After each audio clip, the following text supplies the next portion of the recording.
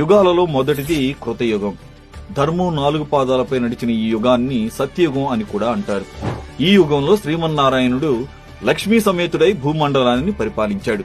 దీని కాల పరిమాణం 17,28,000 సంవత్సరాలు. ఈ యుగంలో ప్రజలు ఎలాంటి బాధలు లేకుండా సుఖ సంతోషాలతో మంచి మానవత్వంతో నిస్వార్థంగా జీవించారు. ఎలాంటి అనారోగ్య సమస్యలు కూడా ఉండేవి కావు. మోసం, ఈర్ష్యాద్వేషాలకు ఈ యుగంలో చోటు లేదు. వర్ణాశ్రమ ధర్మాలలో భాగంగా దైవ కార్యాలు, యజ్ఞయాగాలు, ధ్యాన, యోగ ప్రక్రియలను నిర్వహించి మోక్ష సిద్ధిని పొందేవారు. ఈ కృతయుగంలో మనిషి 32 అడుగుల ఎత్తుతో ఇచ్చా మరణం అంటే తాను కోరుకున్నప్పుడే మరణం పొందేలా ఉండేది. ఈ యుగానికి రాజుగా సూర్యుడు, మంత్రిగా బృహస్పతి ఉండేవారు.